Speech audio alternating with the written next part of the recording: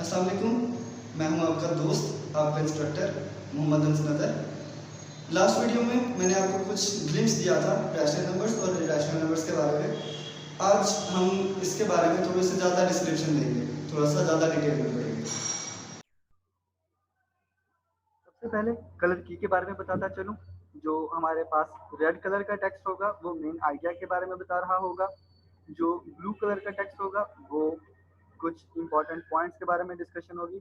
और जो orange colour का टेक्स्ट होगा वो हमें कुछ एक्स्ट्रा इंफॉर्मेशन के बारे में बता रहा होगा। यानी कि रेड कलर उस चीज़ के बारे में होगा जिसके बारे में अभी हम बात कर रहे हैं, जिस चीज़ पे फोकस है। ब्लू का मतलब है कि उसके अंदर जो इंपॉर्टेंट पॉइंट्स हैं जो हमें याद रखने हैं। और ऑरेंज का मतलब है कि this is some extra information.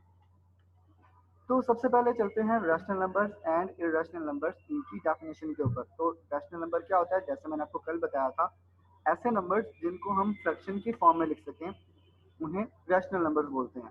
यानी कि ऐसे नंबर जिनको हम पी बाई क्यू की फॉर्म में लिख सकें उन्हें हम रैशनल नंबर बोलते हैं। और जहाँ पे पी बाई क्यू दोनों क्या हैं, ये दोनों इंटीजर्स हैं और क्यू की वैल्यू जीरो नहीं हो सकती।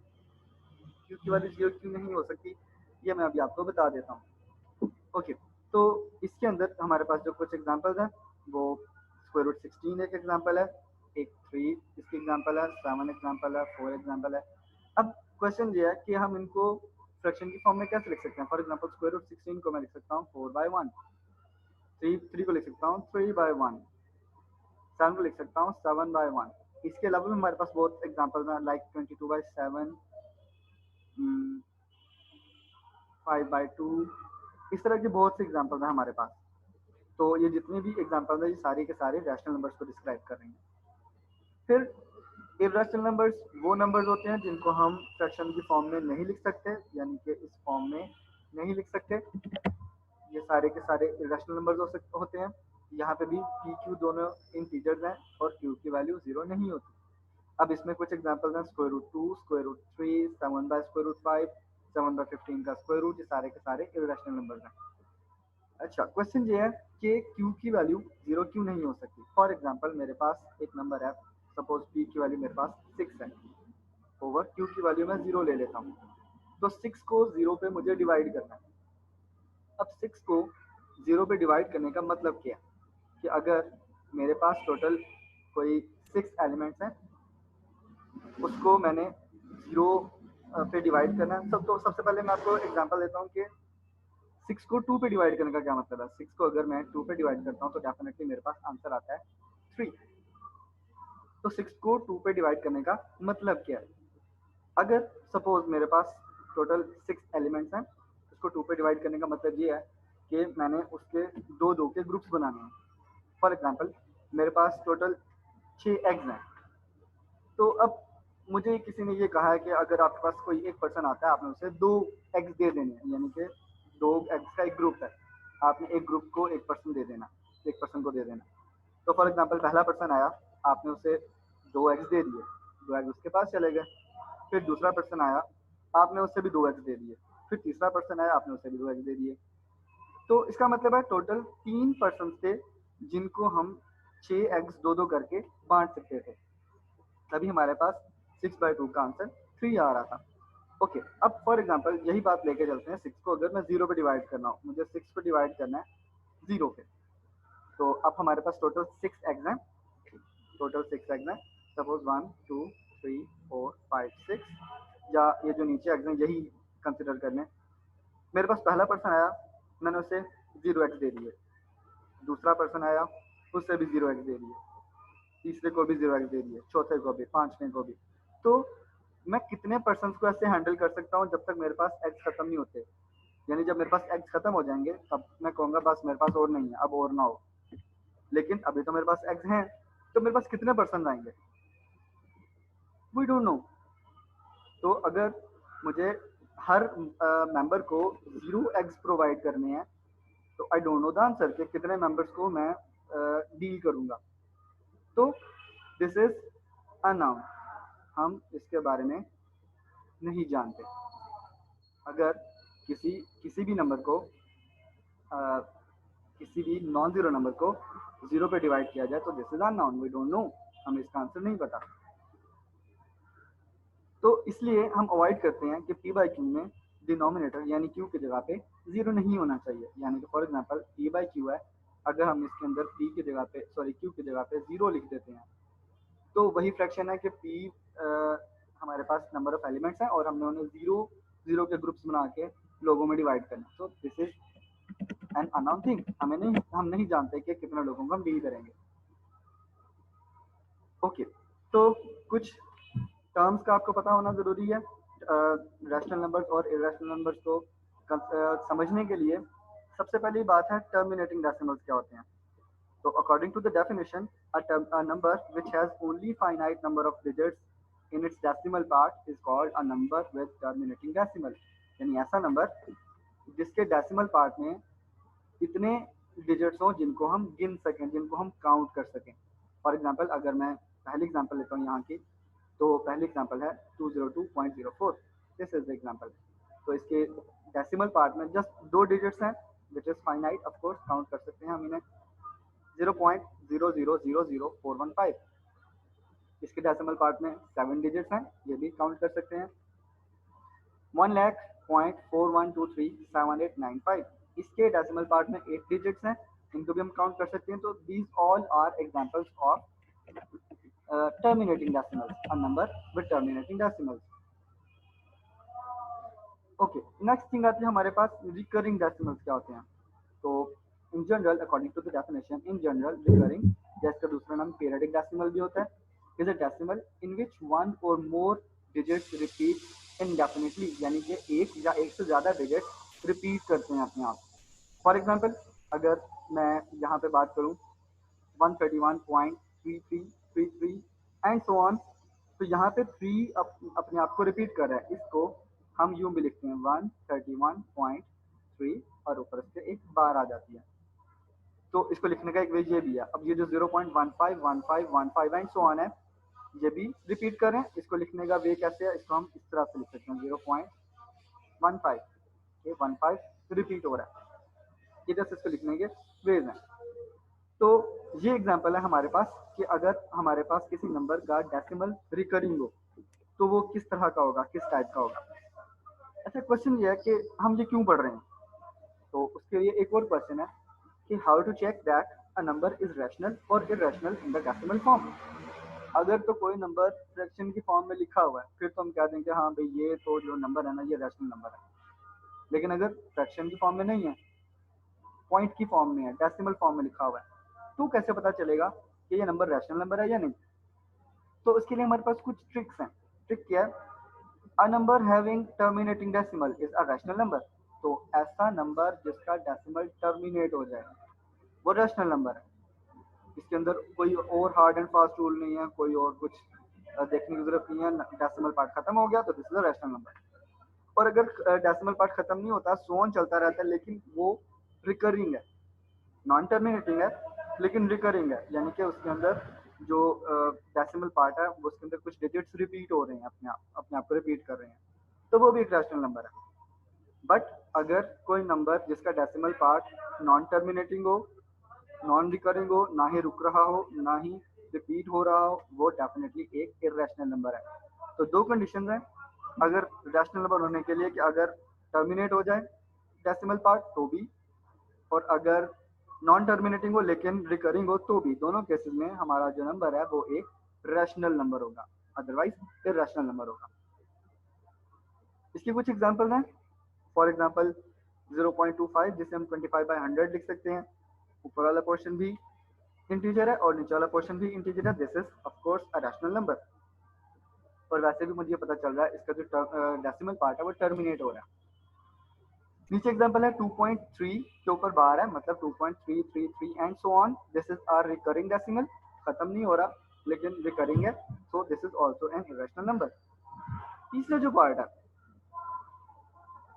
142857 पहला ग्रुप, 142857 दूसरा ग्रुप। तो ये भी नंबर्स अपने आप को रिपीट कर रहे हैं एंड सो ऑन, चलते तो जा रहे हैं, लेकिन ये रिकरिंग डेसिमल की एग्जांपल है। So this is also an irrational number. Next है हमारे पास 0.01 001 00001 00001। तो इसके अंदर कोई नंबर्स अपने आप को रिपीट नहीं कर रहे, बल्कि हर दफा एक जीरो ऐड हो जाता है, एक जीरो इंक्रीज हो जाता है। तो ना ही ये रुक रहा है, ना ही ये पीरियडिक है। This is definitely a non terminating non periodic decimal, तो it is an irrational number. तीसरी हमारे पास एग्जांपल है जी पाई की वैल्यू। पाई को मोस्टली हम लिखते हैं कि दिस इज 22/7। पाई की वैल्यू 22/7 नहीं है, पाई की अप्रोक्सीमेटेड वैल्यू 22/7 है। पाई की एक्चुअल वैल्यू है 3.14159265 and so on, which is non-terminating and non-recurring। तो pi is an irrational number. Pi एक इरेशनल नंबर है, ना ही इसके डेसिमल पार्ट रिपीट हो रहा है, ना ही इसका डेसिमल पार्ट रुक रहा है। तो this is an irrational number.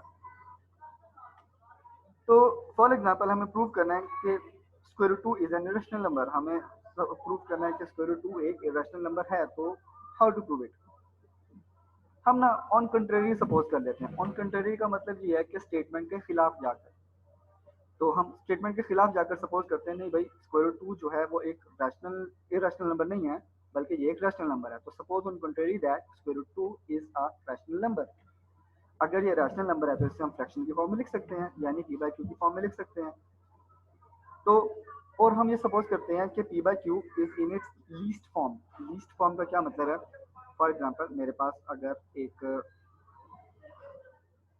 Fraction है 2/4, तो मैं इसको कैंसिल कर सकता हूँ। 2 1 बाई 2, 2 2 4, दिस इज 1/2। तो 1/2 को मैं मजीद कैंसिलेशन करके कोई और छोटी फॉर्म नहीं बना सकता। तो 1/2 जो है अपनी लीस्ट फॉर्म में है, ये जो फ्रैक्शन है अपनी लीस्ट फॉर्म में। और हम सपोज बिकॉज हर फ्रैक्शन की अब कोई ना कोई लीस्ट फॉर्म होती है, तो हम सपोज कर लेते हैं कि स्क्वायर रूट 2 जो जिस हमने पी बाई क्यू लिखा हुआ है उसकी भी लीस्ट फॉर्म है। ओके, तो स्क्वायर रूट 2 को लिख लिया। Suppose this is equals to some P by Q है। स्क्वायरिंग अगर की जाए दोनों तरफ तो हमें मिल जाएगा 2 is equals to P square over Q square, और क्यू स्क्वायर इधर डिवाइड हो रहा है, दूसरी तरफ जाकर मल्टीप्लाई हो जाएगा। मल्टीप्लाई होने से हमें क्या मिलेगा? P square is equals to 2 Q square. This is the term. अब दो नंबर्स इक्वल हैं, यानी पी स्क्वायर और 2 क्यू स्क्वायर। तो 2 क्यू स्क्वायर का मतलब है this is a multiple of 2। तो हमारी जो राइट साइड है लास्ट इक्वेशन के अंदर this is a multiple of 2, और चूंकि लेफ्ट साइड राइट साइड के इक्वल है तो लेफ्ट साइड को भी 2 का मल्टीपल होना चाहिए। तो इसका मतलब है ये जो बात लिखी है P square is a multiple of 2, तो पी स्क्वायर भी एक 2 का मल्टीपल है। इट इज नॉट पॉसिबल कि एक नंबर 2 का मल्टीपल, मतलब एक नंबर का स्क्वायर 2 का मल्टीपल हो लेकिन वो नंबर इटसेल्फ 2 का मल्टीपल ना हो। यानी मैं कहने का मतलब ये है, अगर P square is a multiple of 2,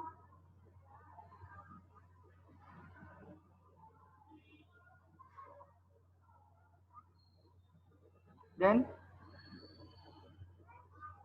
p is also multiple of 2।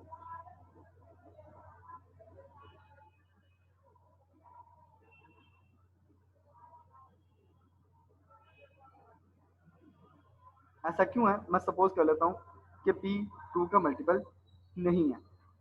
तो सपोज कर लिया p जो है ना p equals to some 2m plus 1। तो चेक करते हैं क्या इसका स्क्वायर 2 का मल्टीपल है। अगर मैं स्क्वायरिंग करूँ बोथ साइड्स पे तो p square a square plus b square plus 2ab, no 2ab। इसको मैं रीअरेंज करके लिख सकता हूँ, यानी 4m square plus 4m plus 1। पहले दो में से मैं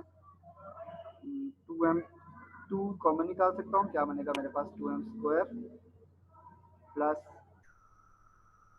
2m plus 1। So this is not a multiple of 2। Definitely ये एक ऑड नंबर की फॉर्म बन रही है। 2 times some number plus 1, this is an odd number. तो अगर p ऑड होगा, यानी p को मैंने ऑड कंसिडर किया था 2m प्लस 1, p को मैंने कहा था कि 2 का मल्टीपल नहीं है, तो इसका स्क्वायर भी 2 का मल्टीपल नहीं होगा। ओके, तो अब ये बात जस्टिफाइड है कि अगर p स्क्वायर 2 का मल्टीपल है तो डेफिनेटली p भी 2 का मल्टीपल होगा। इसमें कोई सोचने वाली बात नहीं है।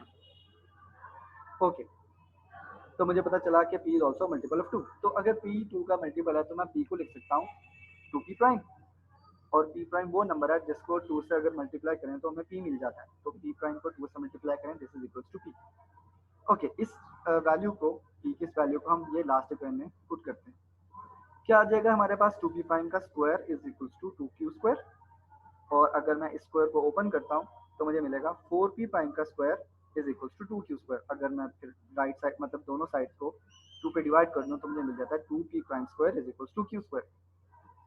सेम सिनेरियो है, अब लेफ्ट साइड 2 का मल्टीपल है तो डेफिनेटली राइट साइड भी 2 का मल्टीपल होगी, यानी कि q square is a multiple of 2। अगर q स्क्वायर 2 का मल्टीपल है तो q इटसेल्फ भी 2 का मल्टीपल होगा। ये सारी वही कहानी है। तो मैं q को लिख सकता हूँ this is equals to 2q prime, यहाँ पे लिखा हुआ है, और q प्राइम वो नंबर है जिसको अगर मैं 2 से मल्टीप्लाई करूँ तो मुझे q मिलता है। तो this is 2 multiply by q prime is equals to q। Okay, initially हमने सपोज किया था square root 2 is equals to p by q। p और q की वैल्यू यहाँ पे पुट करते हैं। p की वैल्यू थी 2p प्राइम और q की वैल्यू थी 2q प्राइम। 2 से कैंसिल हो गया और हमारे पास बचा p prime over q prime. Okay, there is a big issue now. हमने कहा था p बाई क्यू अपनी लीस्ट फॉर्म में है, यानी कि उसमें से कुछ कॉमन निकल के कैंसिल नहीं हो सकता, बट यहाँ पे तो 2 कॉमन निकल के कैंसिल हो गया। तो जो हमने, इसका मतलब है ये जो हमारे हाइपोथेसिस है उसको कंट्राडिक्ट कर रहा है, उसकी नेगेशन दे रहा है। हमारा हाइपोथेसिस क्या था कि square root 2 is a rational number. तो इसका मतलब है जो हमने सपोज किया था वो गलत है, कि स्क्वायर रूट 2 रैशनल नंबर नहीं है। तो this means square root 2 is an irrational number. अब मसला ये नहीं है कि p बाई क्यू अपनी लीस्ट फॉर्म में नहीं था। तो अब कोई कह सकता है सपोज भाई चलो p बाई क्यू अपनी लीस्ट फॉर्म में नहीं था, p प्राइम शायद p prime by Q prime अपनी लीस्ट फॉर्म में आ गया हो। तो ऐसा नहीं है। अगर आप यही सारा प्रोसीजर अगर इस तरह से लिख के करें कि square root 2 is equals to p prime over q prime, और यही प्रोसीजर सारा रिपीट करें, तो p प्राइम q प्राइम में से भी 2 कॉमन निकल के कैंसिल हो जाएगा। सपोज आपके पास आ जाता है 2p double prime over 2q double prime, ये कॉमन निकल के कैंसिल हो गया। अब आप स्क्वायर रूट 2 को p double prime over q double prime के साथ रख के सेम प्रोसीजर करें, फिर 2 निकल के कैंसिल होगा। दोबारा प्रोसीजर करेंगे, फिर 2 निकल के कैंसिल होगा, फिर 2 निकल के कैंसिल होगा। तो कभी भी इस फ्रैक्शन की लीस्ट फॉर्म हमें नहीं मिलेगी। दिस इज द इशू कि एक फ्रैक्शन की एक जो बटा वाला नंबर होता है उसकी लीस्ट फॉर्म तो लाजमी होती है। यहाँ पे तो लीस्ट फॉर्म मुझे नहीं मिल रही। इसका मतलब है स्क्वायर रूट 2 एक फ्रैक्शन नहीं है, और अगर ये फ्रैक्शन नहीं है तो definitely this is an irrational number. Same example है, हमें प्रूव करना है कि स्क्वायर रूट 3 एक इरेशनल नंबर है। सेम प्रोसीजर है, हम सपोज करते हैं ऑन कंट्रेरी कि स्क्वायर रूट 3 एक रैशनल नंबर है, यानी ऑन कंट्रेरी का मतलब है हम अपनी स्टेटमेंट के खिलाफ जाके बात कर रहे हैं। Then square root 3 can be written in the form of p by Q. Square root 3 को हम फ्रैक्शन की फॉर्म में लिख सकते हैं, और यहाँ पर फिर से सपोज करते हैं कि p बाई क्यू अपनी लीस्ट फॉर्म में है, और यहाँ पे लिखा हुआ है ऑरेंज फॉर्म में कि because every fraction has its least form. This is an extra information. तो हम लिख सकते हैं स्क्वायर रूट 3 को this is equals to p over q। Okay, तो squaring both sides 3 is equals to p square by q square. q square इधर divide हो रहा है, उधर जाकर मल्टीप्लाई हो जाएगा। तो मुझे फाइनल इक्वेशन फिलहाल मिल गई p square is equals to 3q square. अब चूंकि राइट साइड 3 का मल्टीपल है तो लेफ्ट साइड को भी लाजमी तौर पर 3 का मल्टीपल होना चाहिए। तो अगर p स्क्वायर 3 का मल्टीपल है तो डेफिनेटली p भी 3 का मल्टीपल होगा। सेम प्रोसीजर है, सेम कहानी है कि अगर कोई नंबर मतलब किसी नंबर का स्क्वायर 3 का मल्टीपल है तो वो नंबर इटसेल्फ भी 3 का मल्टीपल होगा। तो इसका मतलब मैं p में से 3 कॉमन निकाल सकता हूँ। p को लिख सकता हूँ 3p प्राइम, यानी p प्राइम वो नंबर है जिसको अगर मैं 3 से मल्टीप्लाई करूँ तो मुझे p मिल जाता है। नेक्स्ट वैल्यू को इक्वेशन में पुट करते हैं, 3p प्राइम का square is equals to 3q square. ये वाला स्क्वायर ओपन करें, ये बन जाएगा 9p prime square is equals to 3q square. दोनों तरफ 3 से डिवाइड कर दें, मुझे मिल जाएगा 3p prime square is equals to q square. अब मुझे ये पता चलता है कि जो लेफ्ट साइड है वो 3 का मल्टीपल है, तो डेफिनेटली राइट साइड भी 3 का मल्टीपल होगी। इसका मतलब है Q square is a multiple of 3। अगर क्यू स्क्वायर 3 का मल्टीपल है तो क्यू भी 3 का मल्टीपल होगा, और मैं क्यू को यहाँ पे लिख सकता हूँ this is equals to 3q prime. फिर से सेम सिनेरियो है, स्क्वायर रूट 3 हमारे पास p बाई क्यू के इक्वल था। p की वैल्यू हमारे पास 3p प्राइम है, q की वैल्यू हमारे पास 3q प्राइम है। फिर से 3 कॉमन निकल के कैंसिल हो रहा है, हमें फिर से कंट्राडिक्शन मिल रही है कि p बाई क्यू अपने लीस्ट फॉर्म में नहीं है। तो इसका मतलब है जो हमने सपोजिशन ली हुई थी कि p/q is a rational number, वो गलत है। देयरफॉर हम इस कंक्लूजन पे पहुंचते हैं कि √3 इज एन इर्रेशनल नंबर। ये था हमारा आज का लेक्चर, आज के टॉपिक के बारे में। अगर इसके बारे में कोई क्वेरी है, कोई प्रॉब्लम है, तो आप कमेंट सेक्शन में मुझसे पूछ सकते हैं। Thank you. अल्लाह हाफ़िज़।